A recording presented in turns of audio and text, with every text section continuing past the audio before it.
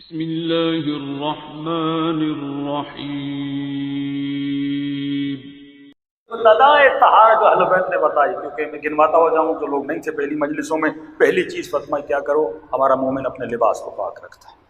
اس کے بعد ہمارا چاہنے والا ہمیشہ باوضو رہتا ہے، اس کے بعد فرمایا اپنے جسم کو پاک رکھتا ہے، جسم کے بعد اپنے اعضاء کو پاک رکھتا ہے، آنکھوں کی نجاست سے بچتا ہے، زبان کی نجاست سے بچتا ہے، لقمہ حرام کی نجاست سے بچتا ہے، کیونکہ یہ انسان کے وجود کو تباہ کرتا ہے۔ اب جب آپ نے لقمہ حرام بھی چھوڑ دیا، آنکھوں سے نگاہ حرام بھی چھوڑ دی، زبان سے کسی کی غیبت نہیں کی، تہمت نہیں کی، لوگوں کو لڑایا نہیں، جھگڑایا نہیں، اب مومن کہے گا پاک ہو گیا؟ نہیں۔ اب تیسرا دروازہ ہے ولایت اہل بیت۔ پہلا دروازہ طہارت ظاہری، دوسرا دروازہ طہارت باطنی، اعضاء کی طہارت، تیسرا دروازہ یہ ہے کہ فرمایا جو ہمارا چاہنے والا ہے وہ لا یعنی چیزوں سے دوری کرتا ہے، ایسے کام جس کا کوئی فائدہ نہیں ہے، ایسے کام جو فضولیات میں شمار ہوتے ہیں ان چیزوں سے دوری کرتا ہے۔ امام کا واقعہ سنیے کہ فضولیات کیا ہے۔ ایک شخص کو جب کربلا میں امام زمانہ کی زیارت نصیب ہوئی،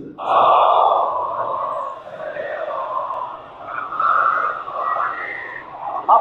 یہ ایمان کا تھوڑا اعلیٰ درجہ ہے، اس پر آنا واقعا عوام الناس کے لیے بہت مشکل ہے، لیکن انسان اگر کرنے پر آئے کیوں مشکل نہیں، صرف مثال دے رہا ہوں آپ۔ جب امام کی زیارت ہوئی، کہتا ہے کہ 40 شب بدھ میں نے محنت کی تاکہ مولا کی زیارت ہو جائے، اور جب مولا کی زیارت ہوئی، اب ظاہر ہے شروع میں اس نے پہچانا نہیں کہ میرا مولا ہے، بیٹھے عرب آپ کو پتہ ہے قہوہ پیتے ہیں، کہہ رہا میں قہوہ پی رہا تھا، میں نے کہا سید عالم دین اے بزرگوار آپ بھی قہوہ پیو، کہتے امام نے فرمایا ہم ان فضولیات سے دور ہیں، ہم ان فضولیات سے دور ہیں، یعنی جس کا میرے وجود کو کوئی فائدہ نہیں ہے۔ اب یہ چائے کی عادت انگریز ہمیں ڈال کے گئے، لیکن یہ بھی ایک اور چیز ہے، فرماتے اگر جسم کو عادت ہو جاتی ہے انسان پھر رہ بھی نہیں سکتا، وہ ایک الگ کلچر ہے، اگر عادت ہوگی آپ نہیں پئیں گے سر میں درد ہوگا تو زندگی کے معاملات کیسے ہوں گے۔ لیکن جو جوان کو ان چیزوں کی عادت ہے ہی نہیں، تو خود کو ایسی چیزوں میں مت ڈالے جس کا نہ جسم کو فائدہ ہے، جس کا نہ روح، لوگ سگریٹ پیتے ہیں، گٹکا پیتے ہیں، پان ہمیشہ منہ میں رکھتے ہیں، تو اب عادت ہو گئی، اب چھوڑنا مشکل ہے کیونکہ بلڈ میں نکوٹین چلا جاتا ہے، اب واقعی ان کے لیے مسائل ہوتے ہیں۔ لیکن جو جوان ابتدائی مراحل میں ایسے دوستوں سے بچے،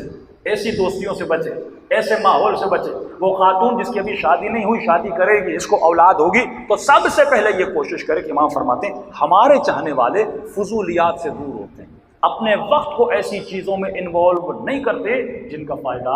نہیں ہے۔ رسول خدا ایک جوان کو دفن کر کے آئے، خود اس کی قبر میں اترنے کے بعد اس جوان کو لٹایا اور واپس آئے، اس کی ماں نے کہا یا رسول اللہ میرا بیٹا تو جنتی بن گیا۔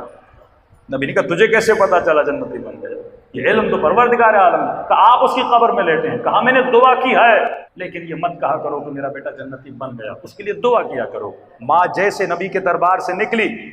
ایک مرتبہ رسول کے چہرے کے آثار بدلے، آنکھوں سے آنسو بہنے لگے۔ صحابی نے کہا یا رسول اللہ رو کیوں رہے ہیں؟ کہ ابھی قبر اس جوان کو فشار دے رہی ہے۔ کہ یا رسول اللہ یہ تو نیک تھا، یہ تو نمازی تھا، یہ تو روزے دار تھا،